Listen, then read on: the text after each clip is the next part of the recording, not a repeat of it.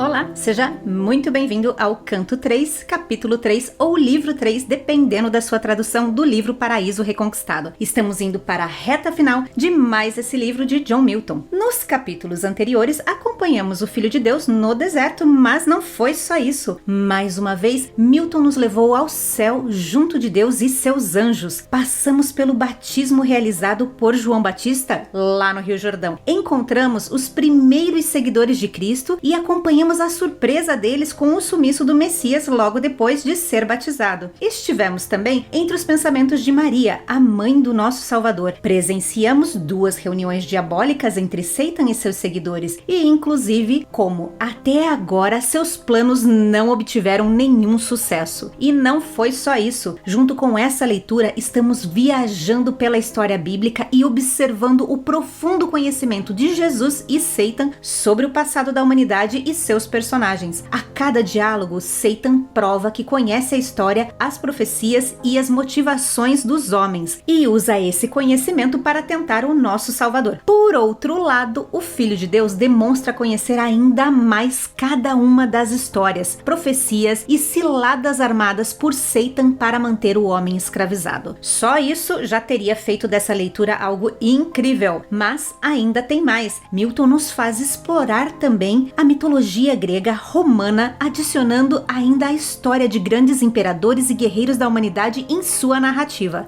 Dito isso, vamos relembrar quais foram as estratégias usadas por Satan até agora para tentar o Filho de Deus. Se no início o disfarce utilizado foi o de velhinho do deserto que sugeria a transformação de pedras em pão, não surgiu efeito. Outro disfarce foi apresentado, mas antes disso, Satan precisou bater em retirada para se recuperar do primeiro toco que levou do Messias. E ele até pediu ajuda para bolar um novo plano, mas a sugestão de Belial não agradou e ele mesmo bolou uma nova estratégia e um novo disfarce para tentar o Filho de Deus. Todavia, nesse último capítulo, vimos que ele não se disfarçou sozinho e foi com reforços também disfarçados. Se o velho pobre não colou, a última aparição foi de um homem que parecia ter vivido numa corte, muito bem vestido e bastante persuasivo. Ainda assim, de nada adiantou. Mais uma vez, os seus argumentos falharam miseravelmente e não foram capazes de fazer com que o Messias nem sequer considerasse a possibilidade de aceitar as suas ofertas. E olha que Jesus estava com fome e Satan apresentou um banquete dos deuses, com participações especiais do que Satan chamou de criaturas do ar, mas sabemos quem eram, e que estavam lá para servir e entreter. Derrota. Mais uma para a conta dos anjos caídos. Então, se você se recorda, depois de retirar o banquete, resta no deserto apenas Jesus e Satan, onde o tentador continua exercendo o seu papel e buscando maneiras de fazer com que Jesus siga as suas ideias ao invés de ouvir o seu pai. E olha que essa deveria ser uma tarefa difícil mesmo. Pensa, o Filho de Deus está lá jejuando e já sentindo fome, tentando se conectar com a vontade de seu pai, e lá está Satan que não fecha a boca, matraqueando, discursando, mentindo, ofendendo e falando mais do que o homem da cobra. Difícil, né? Mas Jesus está se saindo muito bem e de fato parece ter uma mente elevada, visto que nem o banquete e nem os argumentos de Satan parece fazer nenhum efeito nos pensamentos e na vontade do Messias. Tipo, não é como se Cristo tivesse que pensar em algo para refutar o que Satan diz. Quando ele escuta as propostas feitas pelo diabo, aquelas palavras para Jesus não precisam ser refutadas, pois elas são vazias e sem sentido. É como se você estivesse em uma biblioteca procurando um livro raro e Satan perguntasse se você quer uma caneca. E até quando Satan parece entender que ele deve oferecer um livro para quem está numa biblioteca, ele oferece sempre o livro errado. Afinal, como ele pode oferecer algo que ele desconhece? Ao cair do céu, as grandes virtudes de bondade e verdade parecem parecem ter se perdido, fazendo com que ele não consiga se conectar com a mente de Cristo, assim como ele faz com a mente humana. Lembrando que, desde a desobediência no paraíso, a humanidade perdeu a sua essência inicial e atualmente é escrava do pecado, fazendo com que Satan facilmente se conecte a ela. Mas isso não está acontecendo com aquele que foi apontado por Deus como seu filho, lá no batismo realizado por João no Rio Jordão. Porém, Satan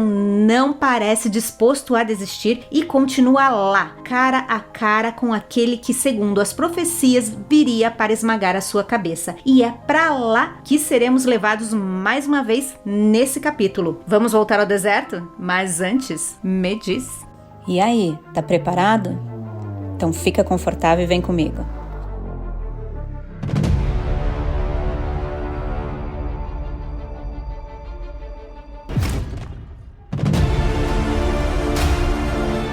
Non nobis Domine, non nobis sed nomine tua per gloria.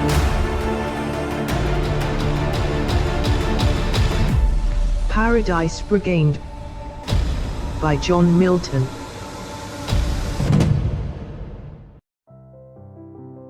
E então estávamos ali. O banquete já tinha sido retirado pelas Hárpias. Jesus já tinha rebatido os argumentos de Satan e agora, nesse capítulo, os dois continuam frente a frente. Dessa vez, Satan não bateu em retirada e John Milton começa esse capítulo.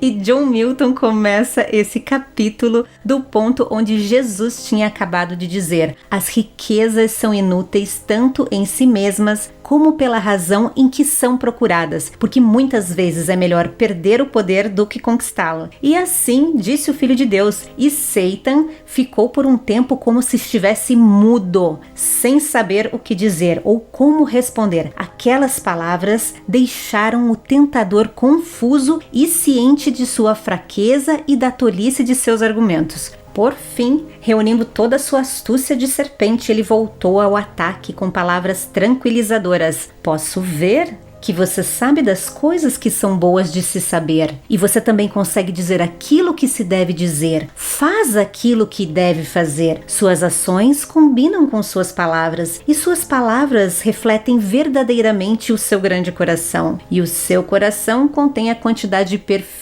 de bondade, sabedoria e justiça. Se reis e nações pedissem o seu conselho seria como a sabedoria de Urim e Tumim, essas gemas oculares no peitoral de Araão, das línguas infalíveis. E aqui vamos fazer a nossa primeira pausa para saber mais sobre essas pedras chamadas de Urim e Tumim. Então vamos começar lá na Bíblia. Urim e Tumim eram pedras que no Antigo Testamento eram utilizadas para consultar a vontade de Deus, como podemos ver em Números 27. E ali Deus está relembrando Moisés que ele não irá entrar na terra prometida por conta daquele incidente ocorrido lá no deserto de Zin. Ao que Moisés responde que o Senhor, o Deus que a todos dá vida, designe um homem como líder desta comunidade para conduzi-los em suas batalhas, para que a comunidade do Senhor não seja como ovelhas sem pasto. Então o Senhor disse a Moisés: chame Josué, filho de Num, homem em quem está o Espírito, e imponha as mãos sobre ele. Faça-o apresentar-se ao sacerdote Eleazar e a toda a comunidade, e o comissione na presença deles. Dele parte da sua autoridade para que toda a comunidade de Israel lhe obedeça. Ele deverá apresentar-se ao sacerdote Eleazar, que lhe dará diretrizes ao consultar o Urim perante o Senhor. Josué e toda a comunidade dos israelitas seguirão suas instruções quando saírem para a batalha. Isso está lá em Números 27, de 15 a 21. E eu fiquei curiosa sobre essas pedras, porque elas seriam tipo pedras da sorte. Bem, eu procurei essas informações nas bíblias de estudo que eu tenho aqui, tanto nas cristãs como na judaica, e não encontrei muita informação sobre elas, e faz sentido, já que na Bíblia não há relatos de como elas funcionavam. Contudo, eu gostei bastante do texto que eu encontrei no site Estilo e Adoração, que explica que, segundo os relatos da Bíblia, o uso do Urim e Tumim ficou restrito apenas a um determinado período do Antigo Testamento, talvez até antes do cativeiro babilônico. Isso porque o livro de Esdras indica que no pós-exílio não havia sacerdote com Urim e Tumim. E já no Novo Testamento não encontramos qualquer referência ao uso do Urim e Tumim. E por que eu resolvi procurar mais sobre essas pedras que serviam para consultar a vontade de Deus? Porque eu me lembrei que na leitura do Paraíso Reconquistado, Jesus disse para Satan que após a vinda dele, nenhum tipo de oráculo seria permitido. Lembra disso? E olha só, o mesmo site, Estilo e Adoração, adiciona: uma vez que o Espírito Santo veio no dia de Pentecostes e também a Escritura foi completada, não há mais nenhuma autorização da parte de Deus para que os cristãos possam buscar entender a vontade divina pelo lançar de sortes através de qualquer objeto, mesmo que fosse pelo misterioso Urim e Tumim. Isso significa que o uso do Urim e Tumim era algo temporário e limitado, e hoje todo cristão pode identificar e reconhecer a vontade de Deus pela ação do Espírito Santo que lhe guia em toda a verdade. O Espírito Santo que habita naquele que crê ilumina o seu entendimento para que ele possa compreender a perfeita, completa e suficiente revelação divina na Escritura. Gostei bastante de como essa explicação parece se encaixar bem naquela passagem em que Jesus, aqui no Paraíso Reconquistado, fala sobre a não mais utilização de oráculos. E agora que já sabemos mais sobre essas pedras e temos essas informações interessantes que nos conectam com o que Jesus disse sobre os oráculos, vamos retornar à história. Satan continua falando com Jesus que ele era mais sábio que as pedras de Urim e Tumim e mais sábio do que os antigos videntes. E diz assim: se você fosse chamado para as ações que pudessem exigir o uso de exércitos, o seu comando seria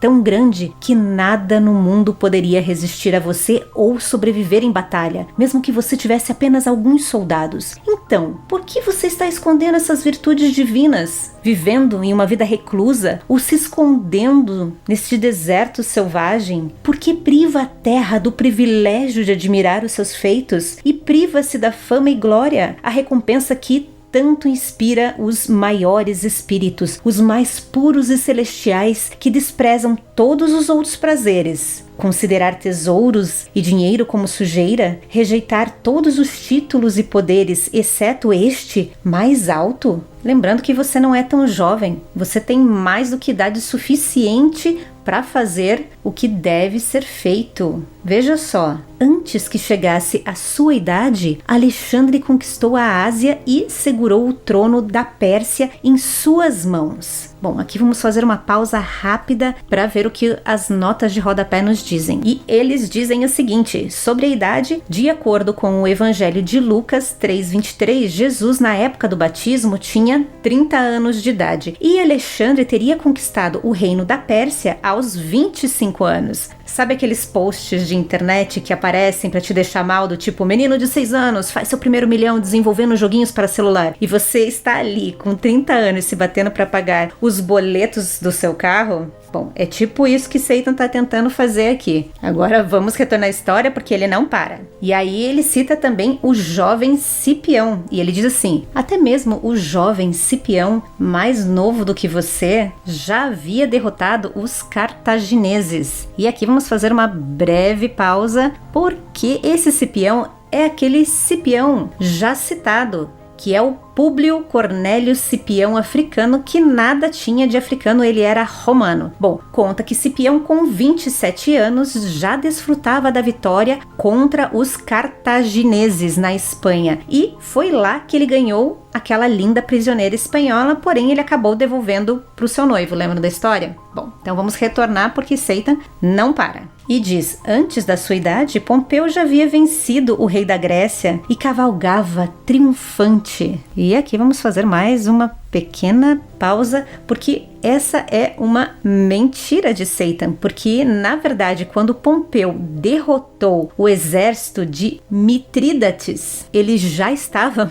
por volta dos 40 anos. Satan fica assim, ele joga uma verdade, uma mentira, uma verdade, para que você não consiga raciocinar, sabe, igual político que fica jogando um monte de números e você fica tentando fazer os cálculos mentalmente e aí o tempo já foi? Então, é tipo isso. essa é a estratégia de Satan aqui. Retornando à história, Satan continua dizendo: mas a idade, com seus julgamentos maduros, não acalma o desejo de glória, mas aumenta. O grande Júlio, a quem todo mundo agora admira, queria mais glória à medida que envelhecia e chorou por ter vivido tanto tempo sem ela. Mas não é tarde demais para você. E aqui, rapidinho, vamos lá saber mais sobre essa história de Júlio César chorando ao ler sobre a vida de Alexandre. Então, Plutarco, um filósofo grego, historiador e sacerdote no templo de Apolo em Delfos, escreveu sobre a vida de César. E lá ele conta como César chorou ao ler sobre a vida de Alexandre e, ao ser perguntado por que de tal reação, César respondeu que tinha motivos justos para chorar, enquanto ele, César, nada havia feito. Retornando à história, nosso Salvador nem se abalou com o menino de 6 anos milionário. Brincadeira. Ele respondeu calmamente: você não me convenceu a procurar riqueza para obter um império, muito menos procurar esse tal império para obter a glória, apesar de todos os seus argumentos. Pois o que é a glória, senão uma chama de fama, o louvor do povo, se sempre louvam a qualquer um, sem distinção? O que são as pessoas senão um rebanho confuso, uma multidão que adora coisas que são vulgares e no final são inúteis? Eles não sabem o que estão elogiando e admirando ou quem, eles apenas seguem um ao outro. Que prazer há em ser elogiado por essas pessoas, que importância há ser mencionado por eles? E acredite, ser criticado por eles seria um grande elogio. E entre eles há poucos que são inteligentes e sábios, são poucos os que recebem a glória. E saiba que a verdadeira glória e fama é quando Deus olha para baixo, na terra, e nota com aprovação o homem justo e o mostra a todos os seus anjos lá no céu. Assim, um verdadeiro aplauso com canções de louvores. Foi assim que Deus fez com Jó, espalhando sua fama pelo céu e pela terra. Quanto à sua vergonha, recorda quando ele lhe perguntou: você viu meu servo Jó? Você deve se lembrar de como contribuiu para a fama dele. Naquela ocasião, Jó era famoso no céu, não tão conhecido na terra, onde a glória é falsa e dada a coisas desonradas e a homens que não merecem fama. Saiba que aqueles que pensam que é glorioso conquistar através da opressão invadindo países estão errados. O que essas pessoas fazem, exceto roubar, saquear, queimar, massacrar e escravizar nações pacíficas próximas ou distantes, aqueles que são feitos prisioneiros merecem a liberdade mais do que aqueles que os conquistaram. Isso porque em suas conquistas deixaram para trás nada além de ruínas por onde passaram. Não contribuem, ao contrário, destroem todas as obras de paz. Esses dos quais você fala estão cheios de orgulho e insistem em ser chamados de deuses, benfeitores da humanidade, salvadores, e querem ser adorados nos templos com sacerdotes e sacrifícios. Um é filho de Júpiter, o outro é filho de Marte. A morte virá para todos e mostrará que eles mal são homens, uma vez que estão chafurdando em vícios animais e retorcidos. E qual o resultado final para eles? Violência ou morte vergonhosas. Serão seus justos desertos. E aqui uma breve pausa para as notas de rodapé que nos diz o seguinte, que quando Jesus está falando sobre chafurdar em vícios, ele está se referindo ao Alexandre mencionado por Satan, pois Alexandre o Grande era reconhecido por beber demais. Retornando à história, Jesus continua: mas se há algo de bom na glória, pode ser obtido de maneira muito diferente, sem ambição, guerra ou violência, por atos pacíficos, por grande sabedoria, com paciência e sobriedade. Eu menciono novamente aquele que se tornou famoso em uma terra e um tempo esquecido, ao tolerar os seus assaltos, suportando-os com tanta paciência. Quem agora não fala o nome de Jó com admiração? E o que dizer do pobre Sócrates? Quem mais seria tão memorável através de seus ensinamentos e do que ele sofreu por ensinar, sofrendo uma morte injusta por causa da verdade? Agora, ele é tão famoso quanto os conquistadores mais orgulhosos. E aqui, falando sobre Sócrates, uma pequena pausa, porque provavelmente você já conhece Sócrates, esse filósofo grego através de sua frase "só sei que nada sei". Sócrates buscava o conhecimento e a verdade, e era difícil sair de uma discussão com ele sem parecer ignorante. Isso começou a incomodar pessoas influentes, até que ele foi acusado de não reconhecer os deuses do Estado, introduzir novas divindades e corromper a juventude. Por esses crimes, ele foi condenado à morte.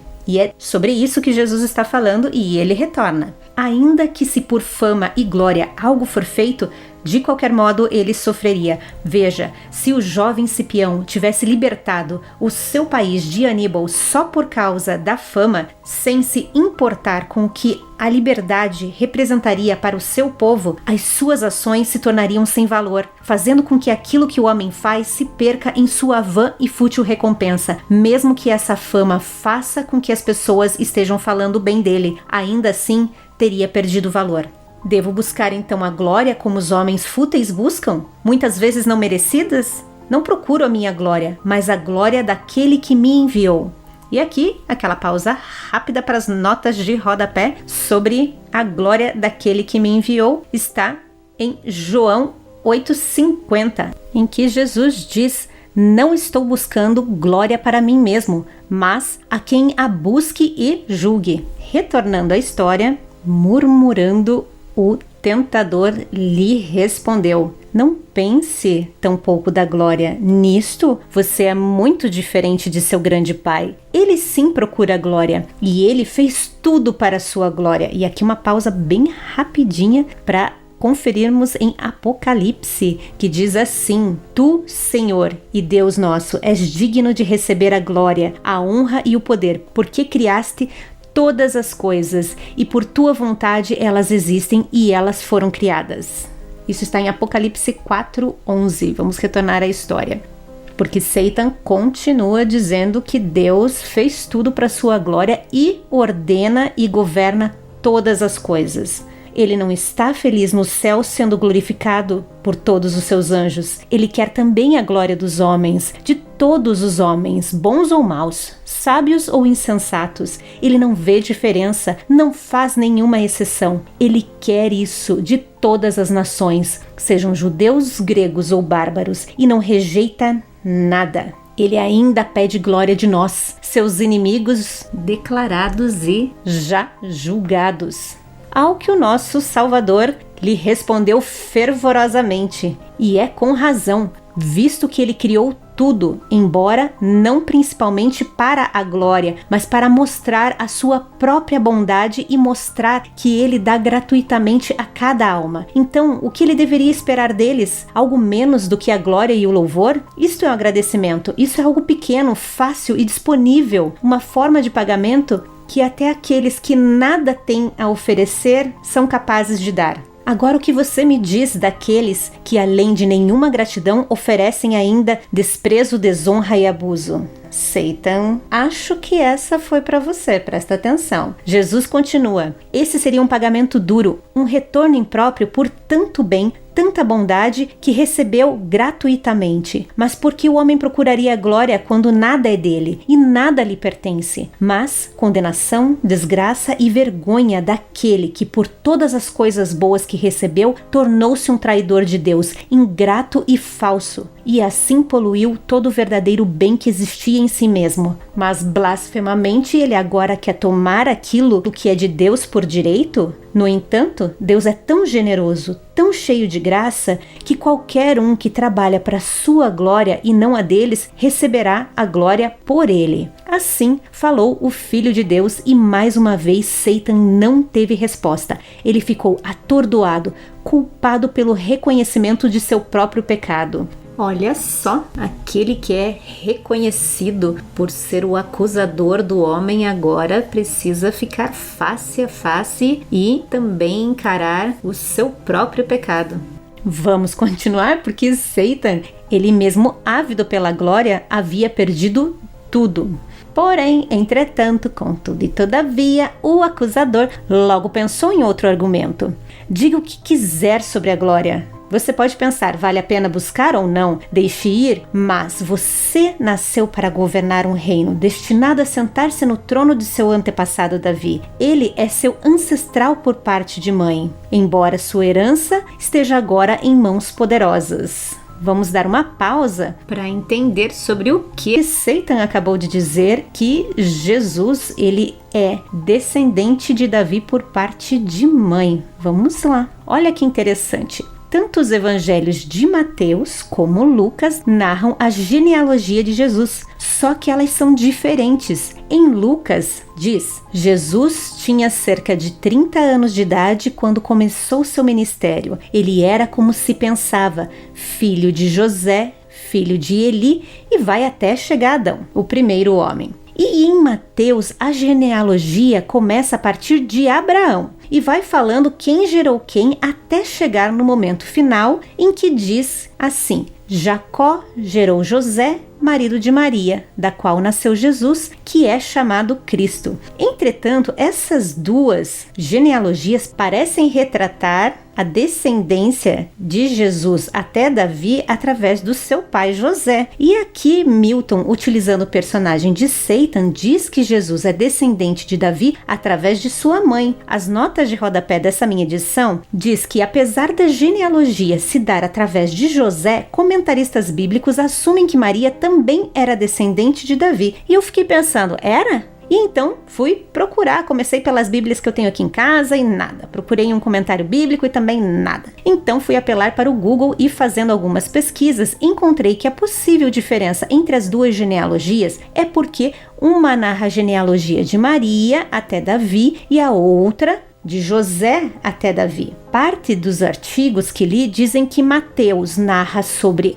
José e Lucas sobre a descendência através de Maria. Entretanto, eu encontrei 2 artigos, tanto em português como em inglês, eu vou deixar na descrição desse áudio, que apontam a descoberta de um manuscrito do Evangelho de Mateus em hebraico. Para você saber, o que está na nossa Bíblia é um manuscrito escrito em grego, que, ao contrário da versão que temos, diz o seguinte: Jacó gerou José, pai de Maria, e não José, marido de Maria. Ou seja, na vida de Maria existiam 2 Josés, José seu marido e José seu pai. Por isso que os nomes na genealogia parecem não bater. A descoberta desse manuscrito comprovaria que Mateus traça a linhagem biológica de Jesus através de Maria e Lucas apresenta a linhagem legal através de seu pai José.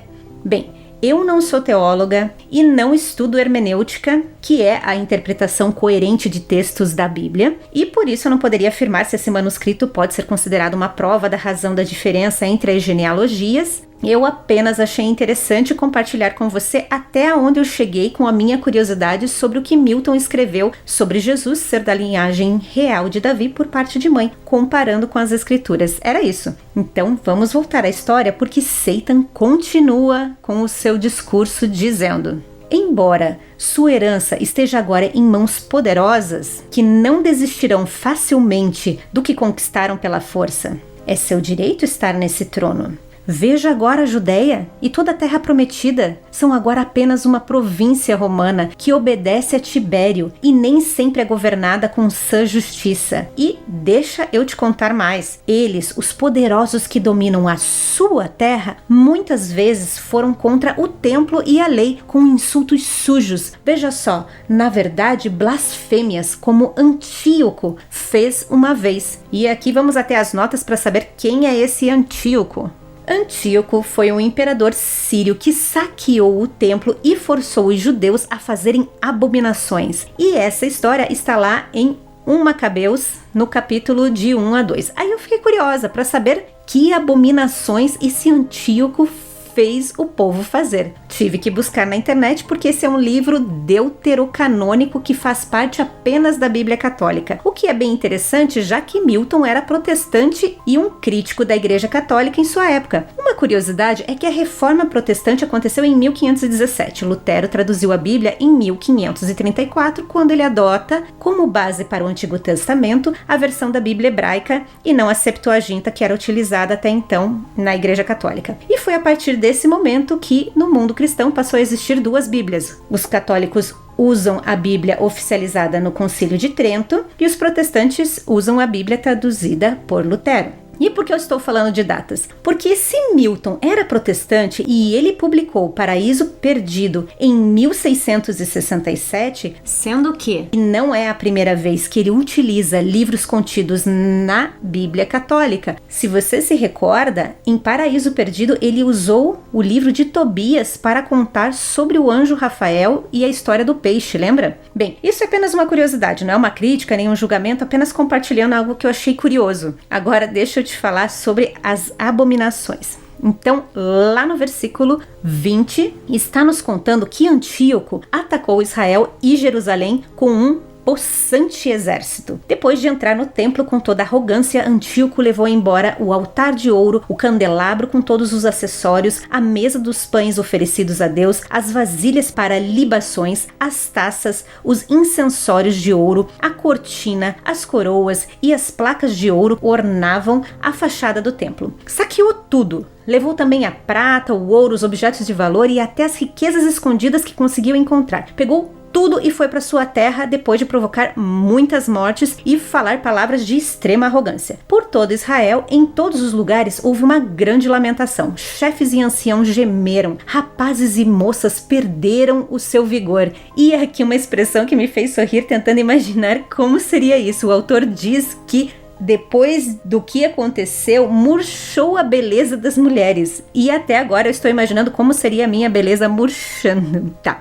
Mas aí o autor continua dizendo: todo recém-casado entoou um cântico fúnebre e a esposa ficou de luto no seu quarto de casal. A terra tremeu por causa de seus habitantes e toda a família de Jacó se cobriu de vergonha. Resumindo a história, porque depois disso Antíoco rouba também o gado, mata muitas pessoas e ainda leva mulheres e crianças como prisioneiras. A situação que estava ruim piorou. E dentre as abominações estão que o exército invasor derramou sangue inocente ao redor do templo e profanaram o lugar santo, além de obrigarem os judeus a adotarem a legislação estrangeira, proibindo a oferta de sacrifícios e libações no templo, e também eram proibidos de guardar os sábados e festas. E era só isso? Não. Antíoco também mandou contaminar o santuário e os objetos sagrados, construindo altares, templos e oratórios para os ídolos, além de imolar porcos e outros animais impuros lá.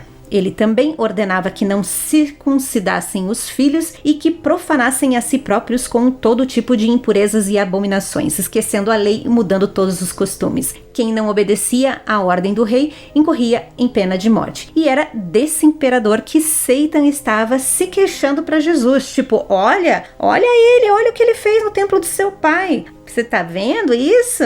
No melhor estilo fofoqueirinho, né? Mas vamos retornar à história porque ele se empolgou e ficou atrevido.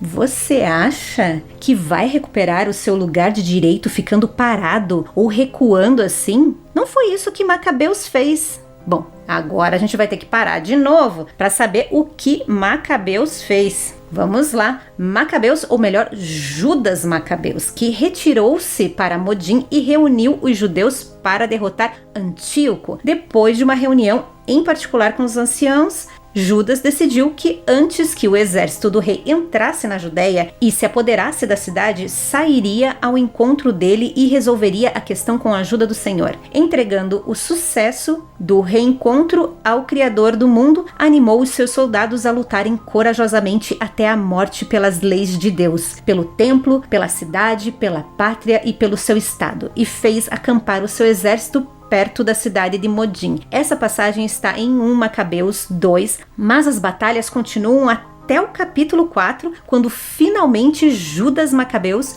recupera o templo. Sim, aquele templo que foi profanado com abominações que lemos anteriormente.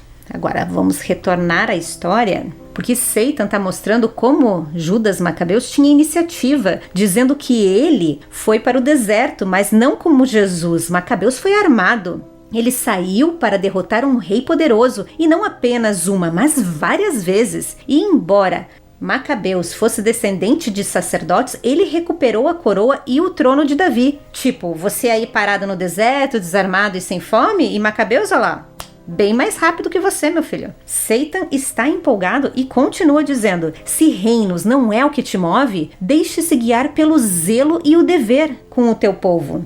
O zelo e o dever não demoram, mas estão sempre atentos à sua oportunidade. Estas são as coisas que devem levá-lo adiante: zelo pela casa de seu pai e seu dever em libertar o seu país da escravidão dos pagãos.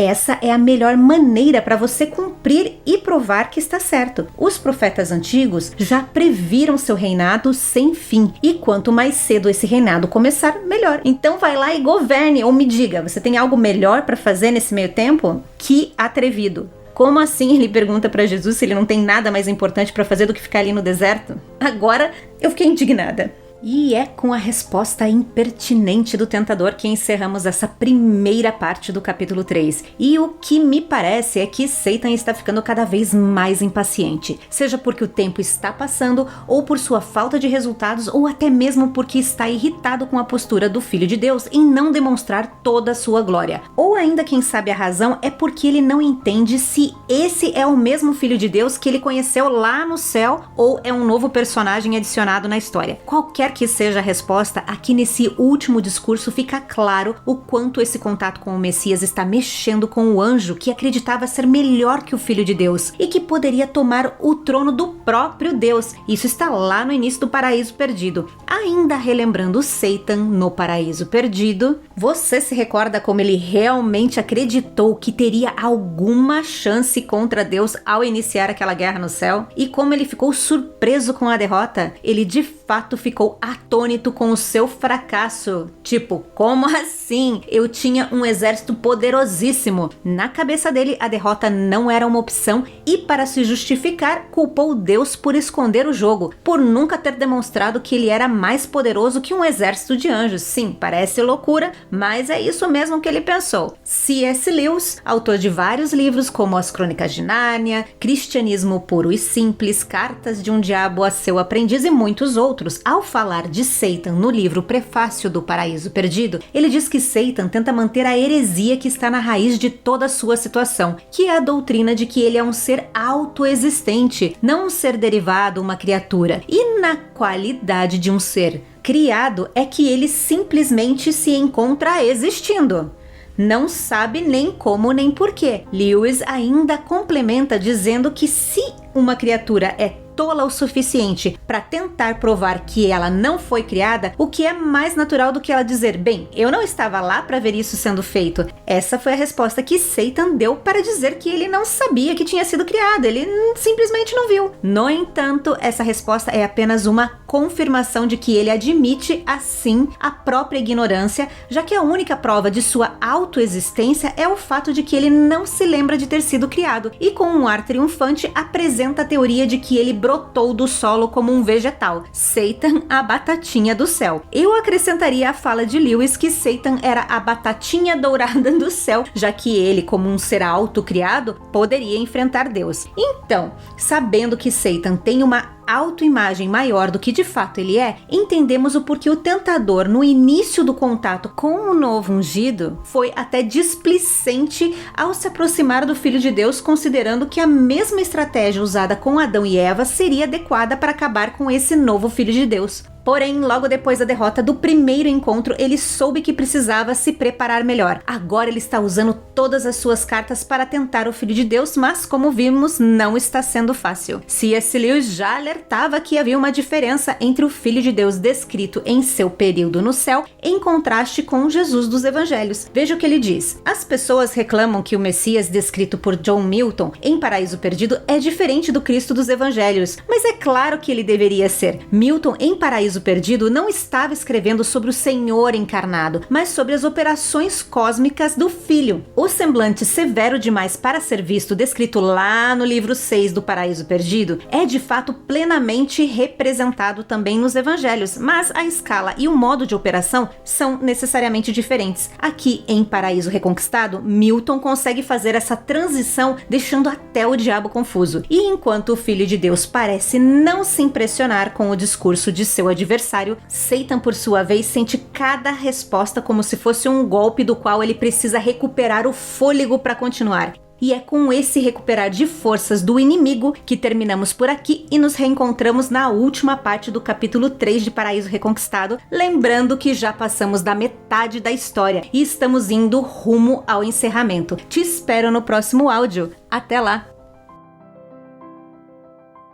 Lembrando que esse não é um audiolivro, mas a minha interpretação da história. Se você ficou curioso sobre a história do Paraíso Reconquistado contado aqui, não deixe de ler a versão original. A edição em inglês utilizada por mim é da editora Modern Library, de 2012. Confira na descrição deste áudio todas as informações sobre essa edição que serviu como base para eu te contar essa história. Por hoje, ficamos por aqui, mas te espero nos próximos áudios. Até lá, fui!